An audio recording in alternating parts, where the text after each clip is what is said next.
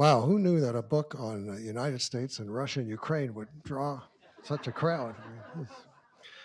Good evening and welcome to Politics and Prose. I'm Brad Graham, the co-owner of the bookstore, along with my wife, Lissa Muscatine, and we are really very excited to have with us retired Lieutenant Colonel Alexander Vindman, who's here to talk about his new book, The Folly of Realism, How the West Deceived Itself About Russia and Betrayed Ukraine. This event, by the way, is being held in partnership with the Kettering Foundation, which focuses on bringing together people from democracies around the world. So I'd like to thank the foundation for its involvement with us. And what a timely book, given, of course, Donald Trump's push now to forge a deal with Russia that would end the war in Ukraine. Alex provides some very useful perspective by running through the last 3 decades of American policy towards Russia. As many of you no doubt will recall, Alex drew national attention, first came to national attention in 2019 during his testimony at the congressional hearings on the impeachment of Trump. As a member then of the National Security Council staff, focused on European affairs, Alex had listened to Trump's call with Ukrainian President Zelensky and during his testimony recounted how Trump had requested that Ukraine investigate Joe Biden's son Hunter in exchange for U.S. military assistance. That testimony cost Alex his NSC staff job and a promised promotion to full colonel was effectively blocked, after which Alex retired from the Army.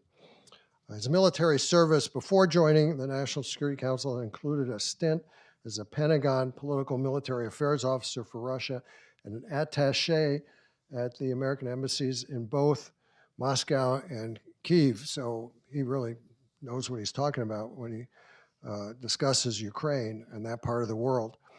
Since leaving government, he wrote a best-selling memoir, Here Right Matters, which was published in 2021. And then he earned a PhD in international affairs. And that dissertation is actually the basis for his new book. He's now a senior fellow at the Foreign Policy Institute and the Kettering Foundation. And he leads the Here Right Matters Foundation, which focuses on helping Ukraine hopefully win the war against Russia. In his new book, Alex argues that for decades, the United States has consistently prioritized relations with Russia while neglecting Ukraine. This approach was justified, he says, by a philosophy of realism that holds the United States should pursue a policy of purely national interests, one in which stable relations with a great power like Russia take precedence over the moral claims of weaker countries like Ukraine. And the alternative is realistic. A realism approach is a neo-idealist approach, and that would have fostered and bolstered a democratic Ukraine. Alex explains that would have been committed to Western values and able to defend itself. Of course, Trump, by putting Russia first as much as he is now doing, is, in Alex's view, just doubling down or more on what has been a failed American strategy over the last few decades. A lot to talk about tonight. In conversation with Alex will be Sharon Davies, who is president and CEO of the Kettering Foundation. Her own work has spanned both academic and non-academic fields. Before coming to head Kettering, she was provost and senior vice president for academic affairs at Spelman College. And before that, she was a vice provost and member of the law faculty at The Ohio State University. So please join me in welcoming Alex Vindman and Sharon Davies.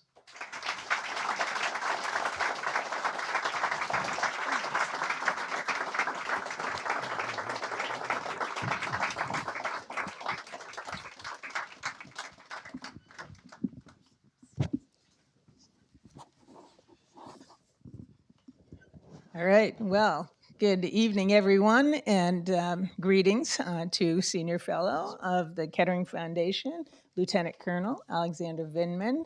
It's great to see you, Alex. Thanks for having me, Brad and Lisa from Politics and Prose, Sharon from Kettering, Brad from Kettering. I think I've got some friends in here. If Randy's here, really appreciate you coming. And everybody else, thanks for joining us here. It's quite a crowd. There's some folks who are standing. Every seat is taken, and I think this attendance really shows the kind of attention that the country is paying, along with the world, really, on the question of Russia's war with Ukraine. You, Alex, have authored an incredible book, The Folly of Realism, How the West Deceived Itself About Russia and Betrayed Ukraine. I want to spend a little bit of time on some of what you say in this book, which spans the course of 6 different presidential administrations and this flawed policy that you posit a different approach to that might have prevented us being where it is that we are. But I think we'll move quickly to what probably most of the folks in this room are really most interested in, is how serious is this moment right now that we find ourselves in as a country, as an ally, and what can everyday Americans do in a situation of this type? So let's start with the thesis of the book. You capture it, how the West deceived itself about Russia and betrayed Ukraine over decades of time and foreign policy. How did it?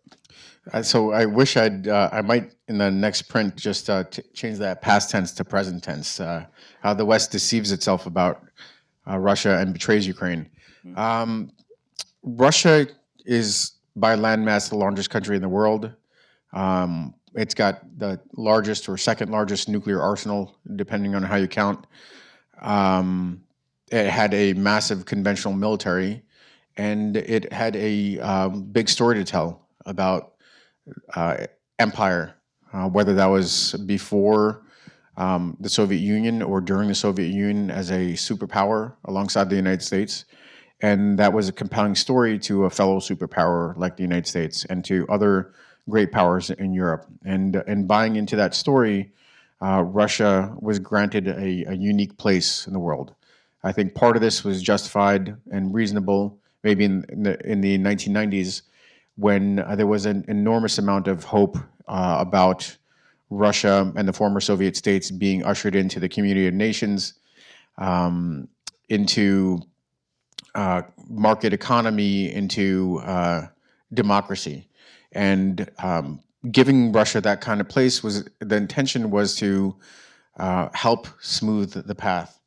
I think there's a reasonable assumption that Russia's great pride wouldn't necessarily tolerate being relegated to a second or third tier place, and maybe in that moment it was justified, as was an investment into the region. 15 different states emerged out of the collapse of the Soviet Union, Ukraine being the second largest. And I think if you talk to somebody like Bill Clinton, who I interviewed, and Al Gore, they both prioritized the relationships with Russia and Ukraine, believing that they were doing enough. The problem is that there was this baggage from exceptionalism, and part of that was the fact that Russia was a nuclear power, and the U.S. was terribly afraid about the idea of proliferation, nuclear proliferation. Automatically, out of the collapse of the Soviet Union, you had 3 additional states, not just Russia, that inherited nuclear weapons. Ukraine becoming the 3rd largest nuclear power in the world with 4,000 nuclear weapons. Belarus and Kazakhstan also inheriting nuclear weapons. And the part of that solution set carrying over from a policy group, a kind of a secretive policy group called the Ungroup, that was looking at the idea of the collapse of the Soviet Union, was that everything needed to be focused on making sure that the nuclear arsenals were secure and that there wasn't nuclear proliferation, and that set the tone initially for the George H.W. Bush administration to put maximum pressure on Ukraine and the other republics to give up their nuclear weapons, diverting those nuclear weapons to our former enemy, Russia, who was supposed to take those weapons, dismantle them. Mind you, some of those platforms are the same ones being used against Ukraine today. And then, fortunately, you had Clinton administration come in and do a policy review and recognize that taking a hard attack with Ukraine wasn't necessarily that effective. They, just like you saw in the White House today, the Ukrainian leader stood his ground because his national interest dictated that he does not allow the Trump administration to recast the narrative as Ukraine is the aggressor versus Russia, who's obviously the aggressor, and that Ukraine is a democracy, Russia is an authoritarian regime. And we started to kind of make some headway with the relationship for Ukraine based on the principles of interests and values. But again, that was fitful. The Ukrainians gave up their nuclear weapons, and then you ended up in a situation where the U.S. started to lose interest in Ukraine and refocus back on Russia. And throughout really the entirety of the past 35 years, you've had this general tendency to bias towards Russia. One of my colleagues and a kind of an inspiration for this book ended up writing something about a book called The Moscow Factor, about how heavily we focused on Russia. So this pattern, just to kind of, we have a lot of questions to go through. This pattern was consistent, whether it was during independence, and at independence, right around the time of independence, months before, George H.W. Bush does this famous speech. He goes to Ukraine and he issues this Chicken Kiev speech, and is panned widely. The idea was that he was trying to temper the Ukrainians' desires for independence. A country that was struggling for its own national identity for centuries, briefly enjoyed independence in the beginning of the 20th century, just months later rejected that call. 90% of the population of this, could you imagine 90% of any population coming together? But 90% of the population came together and voted for independence. But that's not what the U.S. Council was. That's not what the Western Council was. And then at denuclearization, we were heavily focused on, securing the nuclear weapons and working with Russia, initially coercing Ukraine. Move forward to the Orange Revolution, when the Ukrainians really do stake out their Western course under the pressure of the Russians interfering in the Ukrainian elections. This is in 2004, triggering this Orange Revolution. We were equivocal in our condemnations of Russian interference and equivocal in our support of the new democratic government.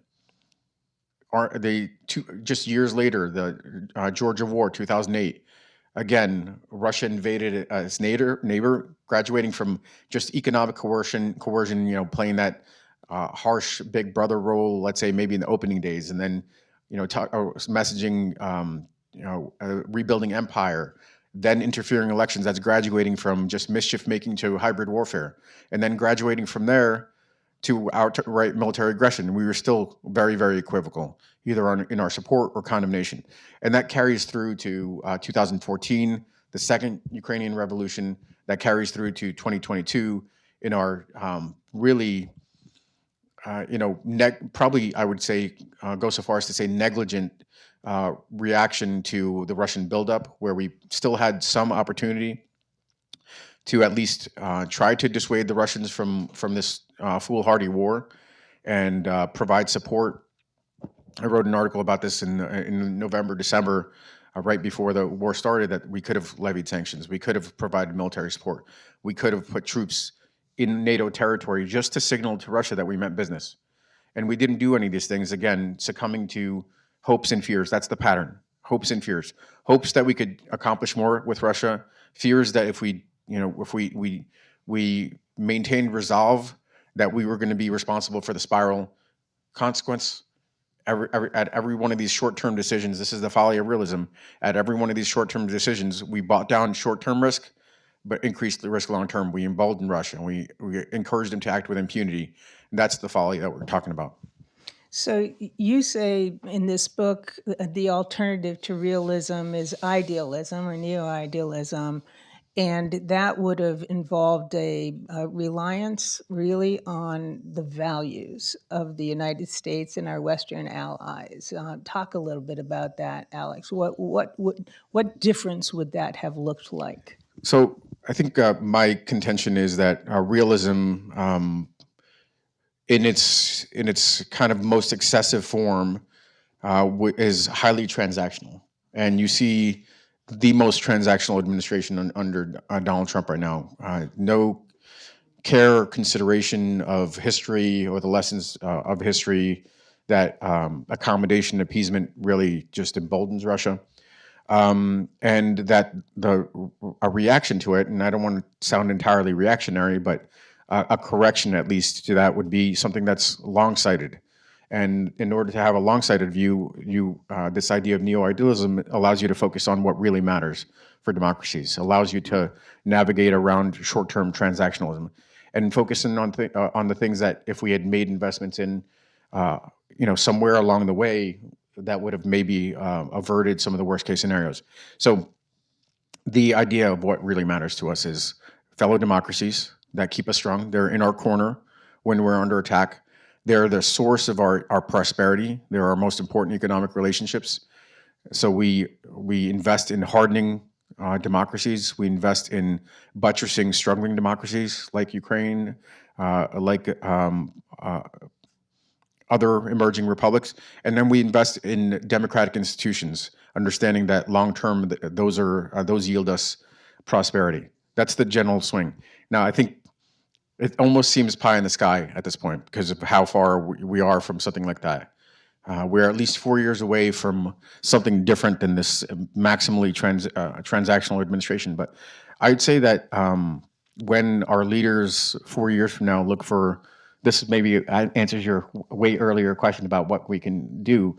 When our leaders start to look at how do you correct from 4 years of Trump and all the bridges being burned as soon as we get to them, you start to think about the fact that the U.S. does have to recapture its moral leadership and rebuild its relationships with other democratic nations, and that there's an opportunity to invest in this idea of neo-idealism in a way that maybe would be incremental or partial if you had back-to-back democratic institutions, but in the absolute necessity to course correct from Trumpism and this poison Kool-Aid stage of realism, that there is an opportunity to look at something different like neo-idealism.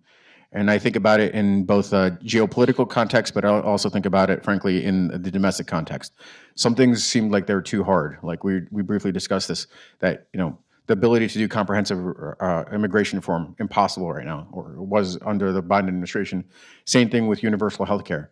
But when you start to strip away all the safety nets, when you start to have all the abuses that we're going to have with regards to undocumented, and you need to make some corrections, then you have something you could hang on to, just like the ACA emerged from efforts to attack healthcare. So, Alex, you finished this book just after the election last year. And when I read your epilogue here, I thought, well, now I understand why some people are referring to you as Nostradamus. It's really remarkable. But but you wrote that before the new administration took office. And we now have a month and a half of new data. So let's bring the conversation to where we are today, and in particular last Friday. I couldn't watch what happened in the Oval Office last Friday without thinking about you and what you went through after revealing to the world an earlier conversation between Donald Trump and President Zelensky. So, where were you? Talk about, what that was like watching that, and talk to us about the significance of what happened, what has happened over the last month and a half, and what happened last Friday. Sure. Maybe I'll start with last Friday. Certainly, quite a bit of deja vu from my time in the White House, which, maybe that's the part of the book that some folks that are less interested in the international relations theory would find interesting, because it really is a series of interviews. It is experiences from my own firsthand accounts in. Let's see right here. My own firsthand. This is my friend Randy, so I'm glad we saved her seat. Yes, thanks. So it is from my firsthand experience serving in the different embassies. There might be some high adventure in one of the chapters when the Russians invade. That might be interesting to folks. But what I thought about when I saw this, first of all, it was absolutely disgusting. There is no historical precedent for the president of the United States to treat an adversary, let alone a friend, in that manner, to try to belittle them and humiliate them. And I think that's part of the intention there. But frankly, they also didn't account for this short little guy, a president of a country that's been at war for 3 years, and that was not going to be going to be intimidated. So I immediately thought about like the damage control that potentially would have occurred in the first Trump administration. People trying to scramble to rationalize what this means, whether there's a way to roll this back. Unfortunately, this is the second Trump administration. So instead of having those course corrections, which happened all the time in the first administration, you instead had a doubling down, and you had a parade of White House folks saying that Zelensky was at fault when he was stating simple truths in opposition to propaganda and falsehoods. And so I still know that there are some folks there trying to figure out how to navigate the White House, trying to do their work that they swore an oath to, but the challenges that they're facing and the dilemmas that they have about whether they stay on or leave under this obscene demonstration in the White House. What does this mean? It means that we live in a different world where the U.S. is. That's probably the most important thing that came out of the last week. Between the UN vote, in which we sided with in opposition to our allies, we sided with North Korea, we sided with Russia, we sided with Belarus against our allies, and the end of the week, that embarrassing display of hostility and it was to me, it was a maximum display of ignorance and malice that we saw, and I think that our allies are scrambling, so they can't conceive of a world in which the U.S. is no longer reliable. They can't conceive of a world in which they have to go it alone, but their instincts immediately brought them together to start charting that course. And I think what that means is that they're going to give it a go. Coming out of these consultations in Europe with Zelensky, they want him to see if he could rebuild a relationship. They want to see if they could do what they've been doing effectively, which is flattering Trump. Maybe a bit of a mistake, frankly, because that emboldens him. But they want to see if there's a way to salvage this. But ultimately, I think it was a seminal moment, and it was a moment of clarity that the U.S. will not be there for allies, and they have to come up with something else.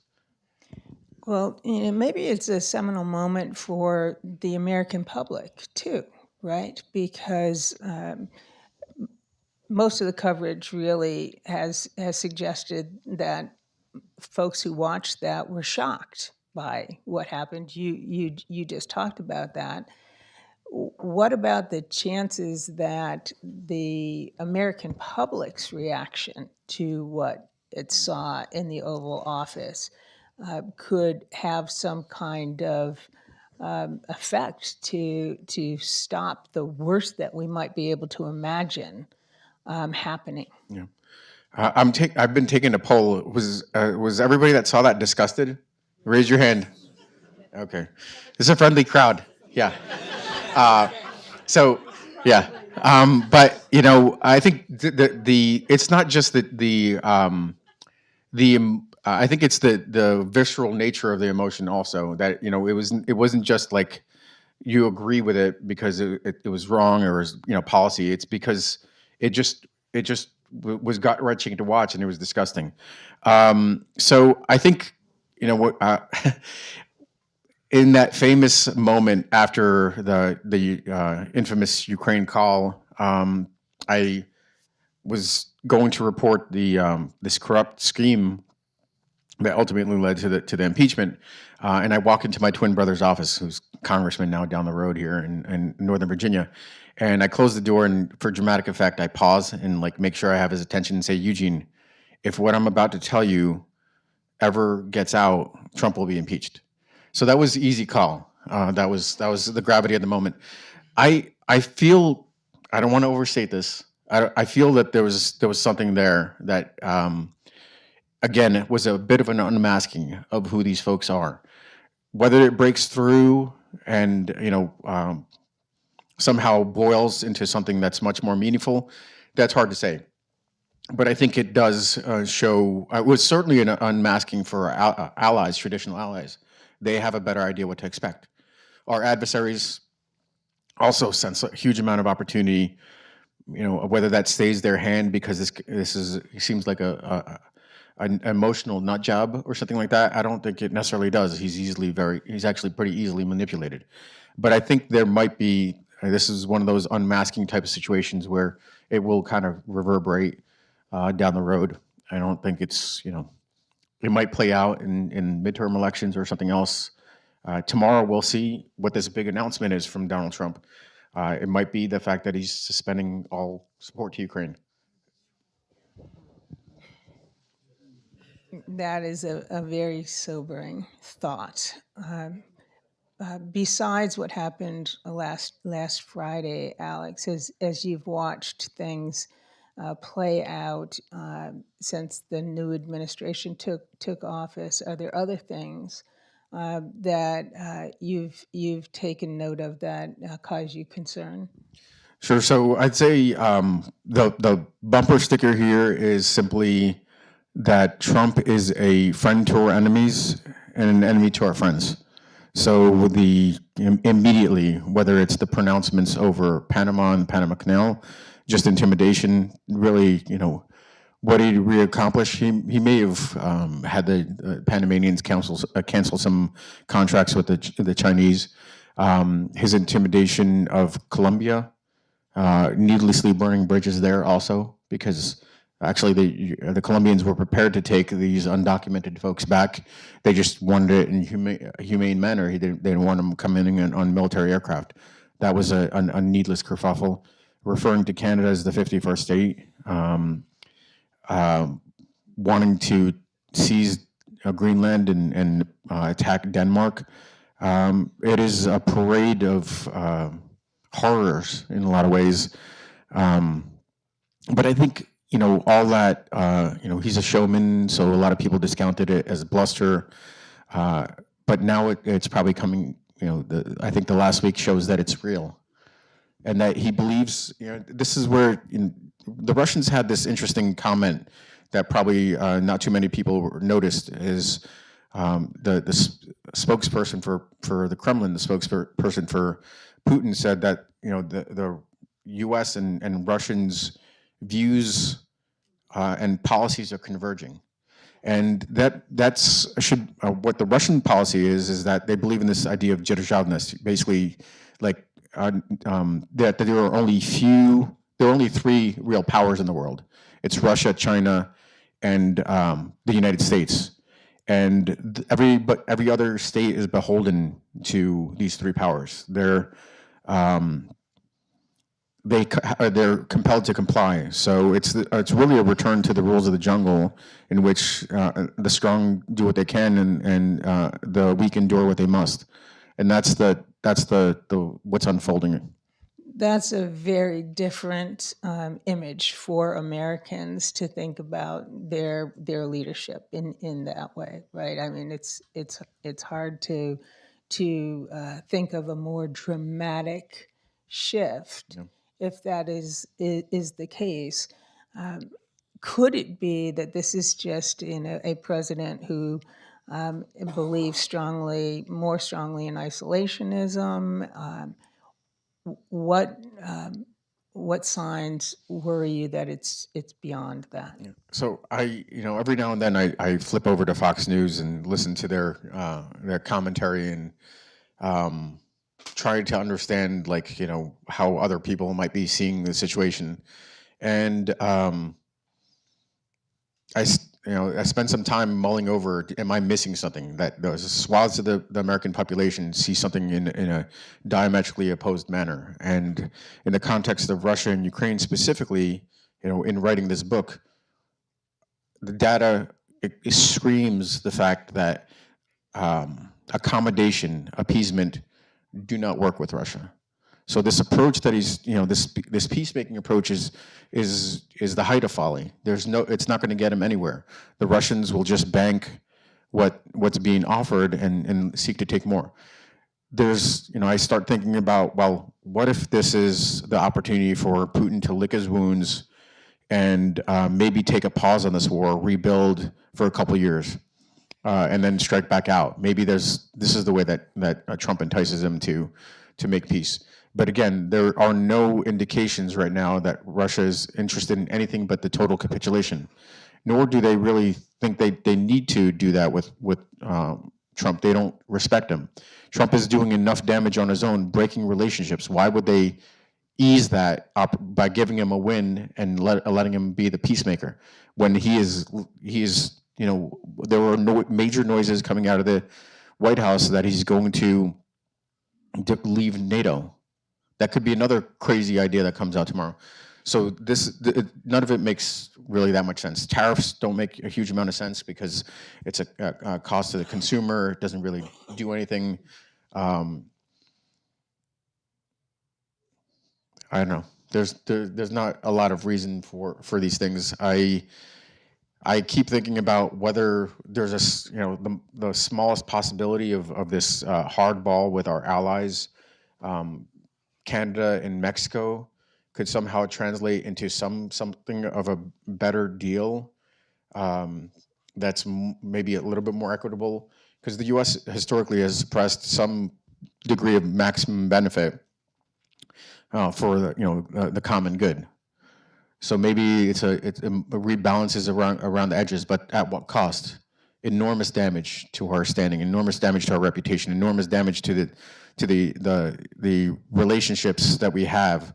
That the Canadians would be there for us no matter what, and that's now in doubt. So these tiny, small benefits, economic benefits, at what cost? So it doesn't really make a huge amount of sense. All I see is dangerous.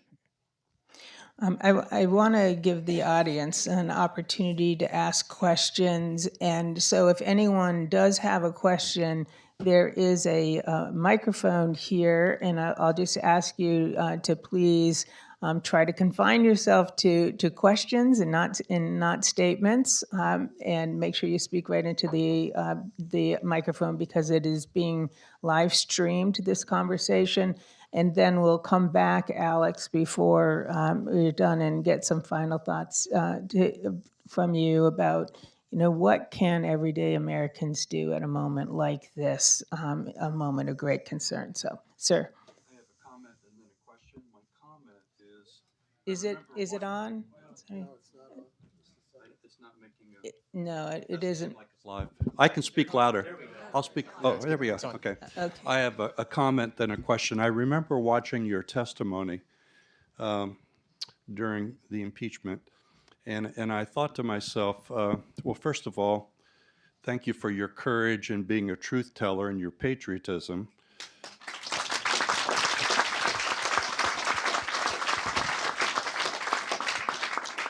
qualities that seem to be in short supply, unfortunately, in many parts of Washington. So, in coming here and writing this book, my question is, and this is going to seem like a crazy, extreme question, but what is the role of nuclear weapons in securing Europe in the face of U.S. abandonment? So, you know,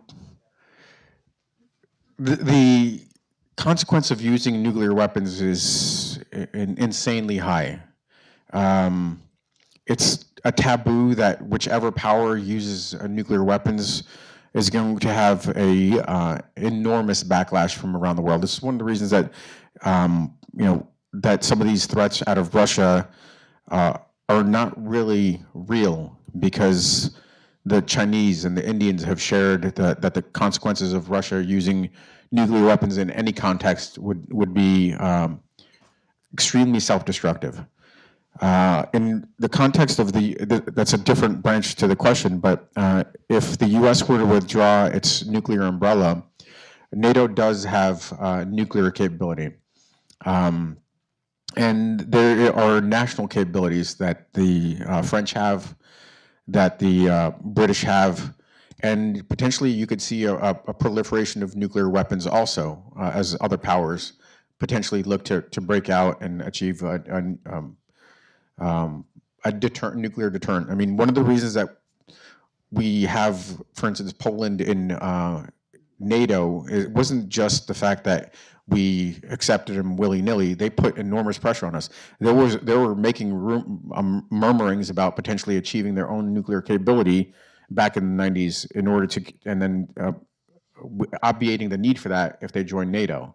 That's a little known fact about why we chose to expand to a certain extent some rounds of NATO. So there are capabilities there. Do they necessarily compete and compare with Russia's total arsenal? No, but you don't need a massive capability. You just need to have some level of assurance. So that's that the Russians can't destroy NATO's or the Europeans' nuclear capability, and that the Europeans have the capability to respond if they're attacked. Now, the French, I think, are evaluating whether they could do something called extended deterrence, whether they could pledge to use their nuclear weapons in the absence of the United States if the Russians were to use theirs. I think these are very, very early days. There's nobody was compelled to think through in a serious way the absence of the U.S. as a NATO backbone. Now it took a long time to build out NATO, to organize it, and the French have been kind of making some warnings about the absence of the U.S. and the need for a stronger European defense, but no real work has been undertaken. So a lot of this stuff just has to be created from scratch. And for the real problem immediately in front of us, it's how do you support Ukraine absent the U.S.? There is a very large industrial base. I mean, Europe's economy is 10 times the size of Russia's economy. They just need to turn on the switch, and then it takes time to start producing. Sir? You and your brother both embody true American values, and I'm so pleased you both did emigrate here. My question is another technical one. I'm concerned about the Ukrainian forces losing access to both Starlink, the Patriot missiles, our NASAMS are very sophisticated air defense missiles. Yeah. And does Europe have anything that they could, some kind of workaround? And do you think the U.S. And its petulant leader now would allow them to backfill Patriot missiles, or what's going on in that regard? So I think there's a couple of different things here. First of all, if the U.S. cuts off its aid to Ukraine, it would be U.S.-funded aid. But if the Europeans are prepared to pay for it, for instance, if they were going to seize the Russian assets, somewhere approaching $300 billion, they could potentially use that as a source to pay for weapons. And I find it hard to believe that the Trump administration would not want to make that deal where the Europeans are buying the weapons on behalf of Ukraine. Within Europe's own internal stockpile, there are some options. The French and the Italians have pretty sophisticated air defense systems. The Germans have some pretty sophisticated air defense systems. You quickly run out of these interceptors, these missiles, very expensive missiles that are highly effective at knocking out Russia's, a lot of Russia's more sophisticated ballistic, even some of their ballistic missiles, and as well as their cruise missiles. Those stockpiles would diminish very, very rapidly. The Europeans don't have a means to, without leaving themselves defenseless, to cover all of those needs. There are some things that they can do for layer air defense with the Russians using lots of drones. They've been effective with these really what amount to anti-air machine guns that have been pretty good at knocking out some of these drones. So there are some solutions.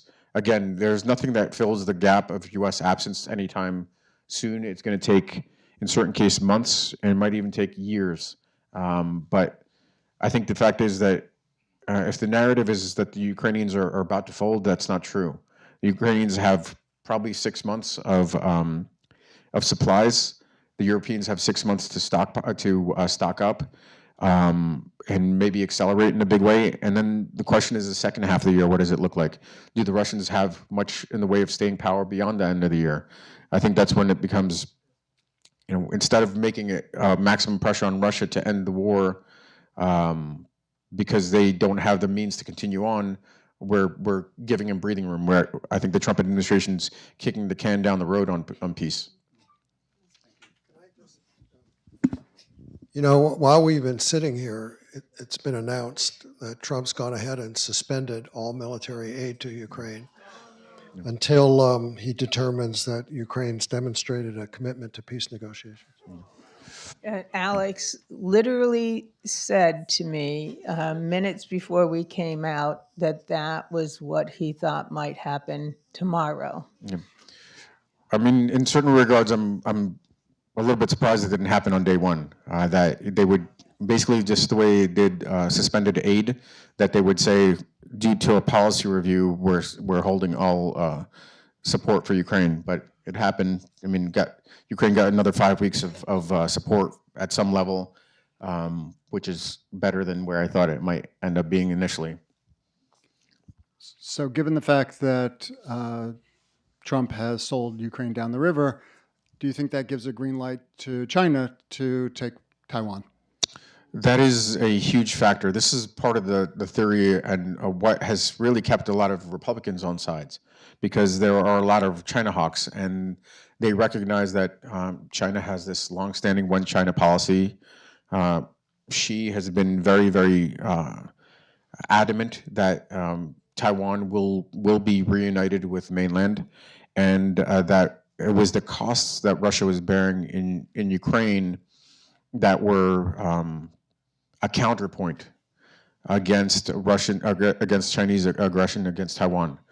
What I think they're thinking is that there's a deal to be had, and that they could potentially figure out what that sweet deal is with Donald Trump to take over Taiwan. Thank you. Ma'am. Thank you for being here. As the foundation shifts under our feet, I would imagine that when you were in the NSC, you read a number of reports about cyber activity by the Russians. So my first question, and I'm going to try to slip in a second, is how significant is the suspension of counter operations announced by the Defense Department? How significant do you think that is? Do you think the Russians are just ignoring and continuing as we speak? And then my second question is a more sort of look back to when many of our alliances started to change, which was after 9/11.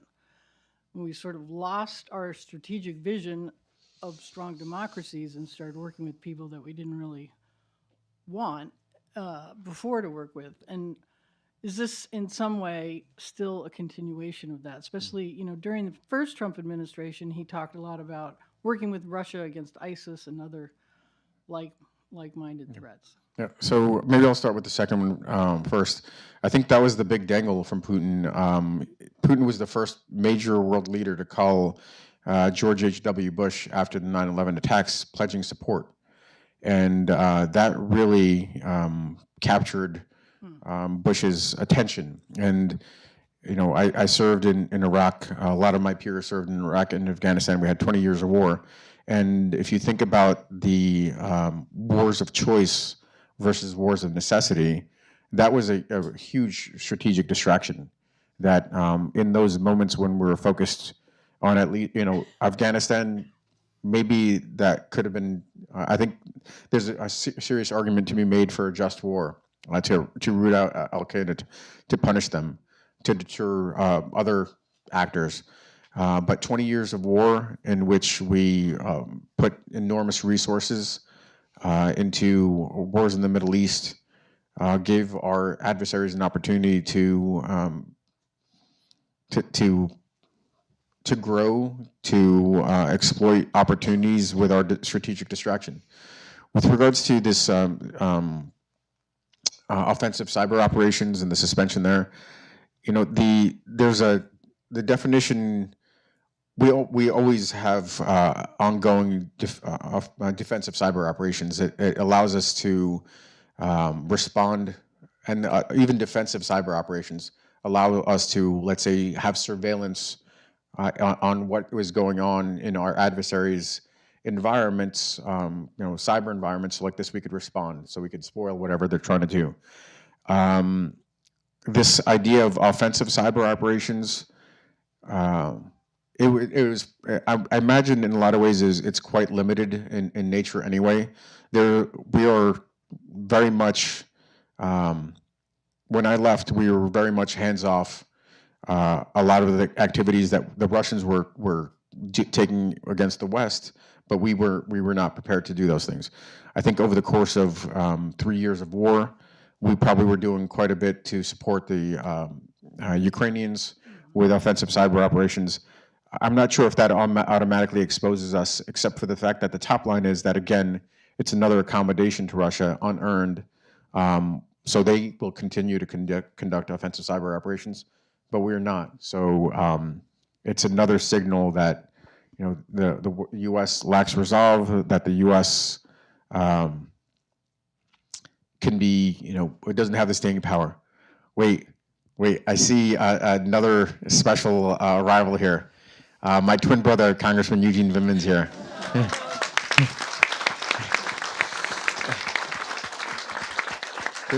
There's a seat here if you want to, up here. He's 9 minutes younger. Let's give him another round of applause.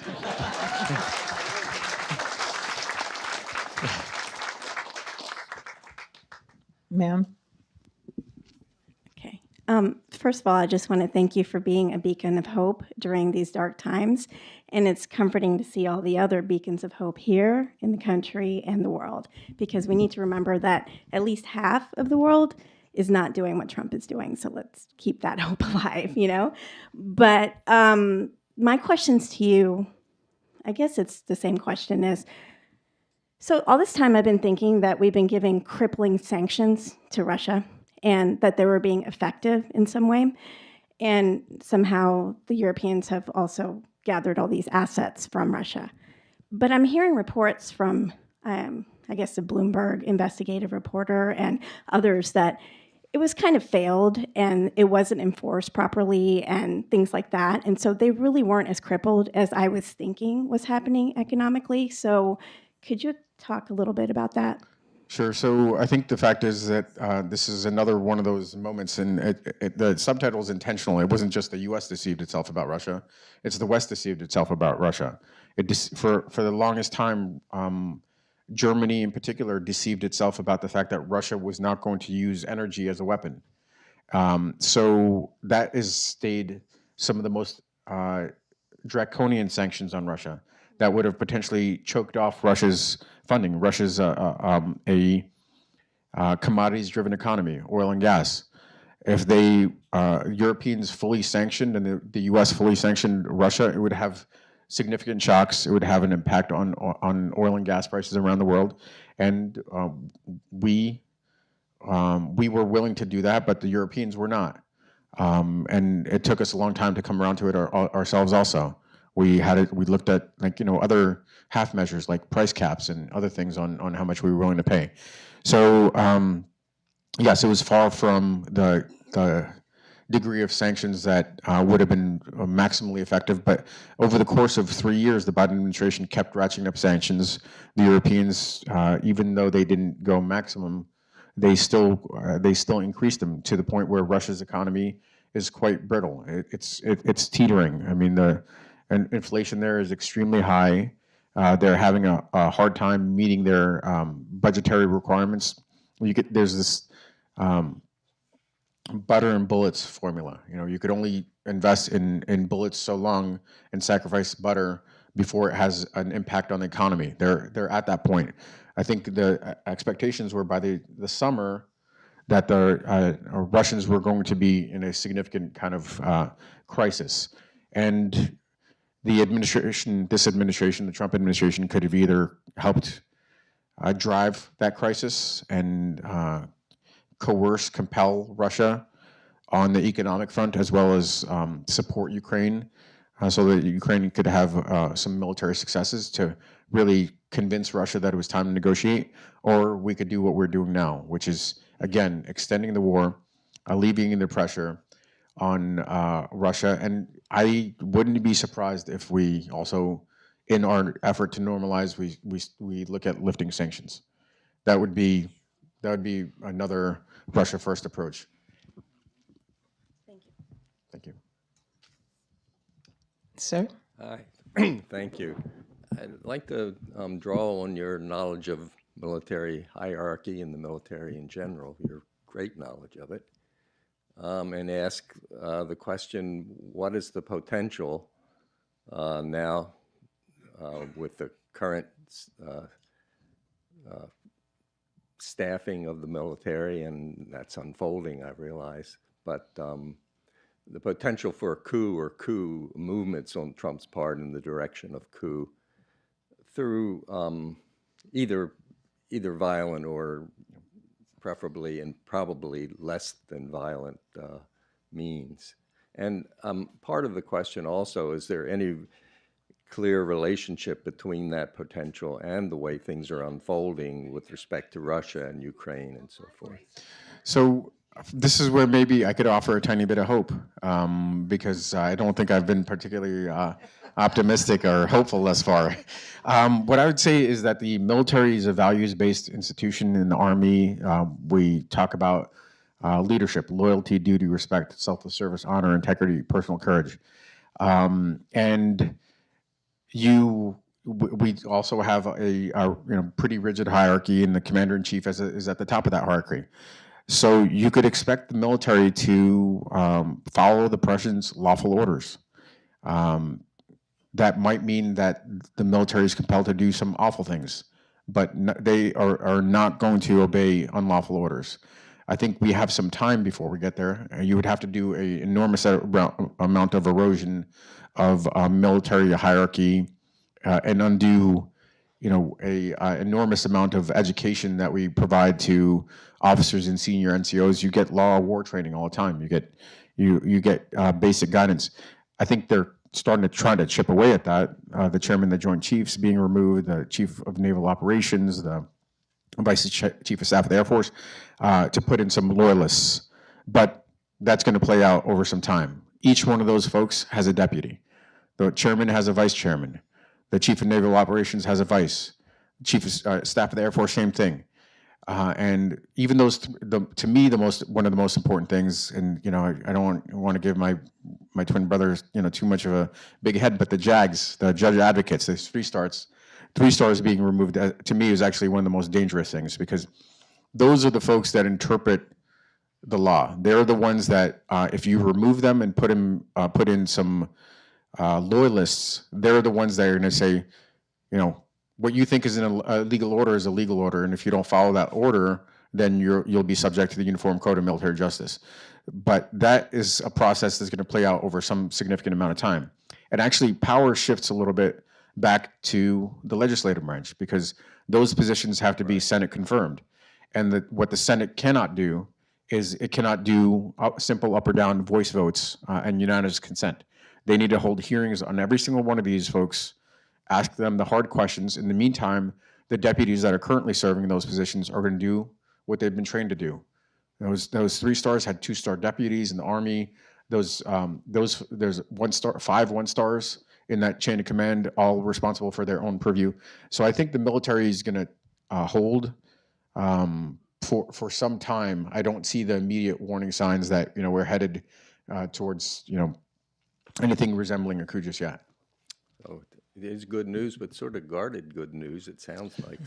I think, well, I guess I would offset it by saying that, these things will play out over a significant amount of time. The military is values driven. I think we could have the introduction of accountability also along the way. That right now, Trump administration has captured the government, House, Senate, Supreme Court.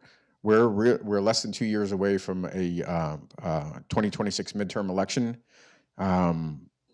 That's really what we should be working towards, because then you have Democrats having an ability to take back the House, maybe because of the enormous amount of overreach from the Trump administration.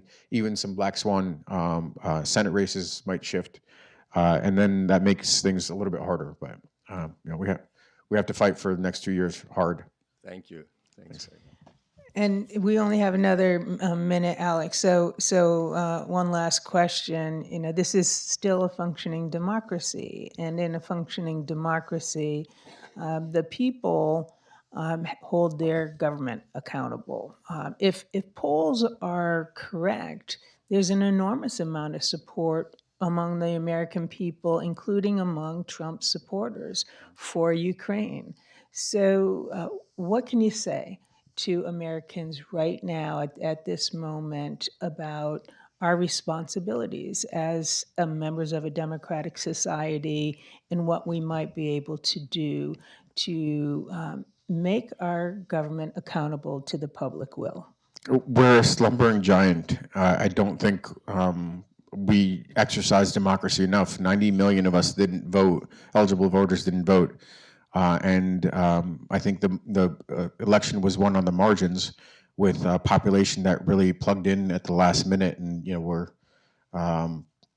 disenchanted because of some of the economic issues, but also radicalized because of the disinformation out there. So I think as we start to feel some of the pain of the Trump administration, people will start to wake up. Unfortunately, it looks like we have to go through that crucible for the public to wake up and make their voice heard.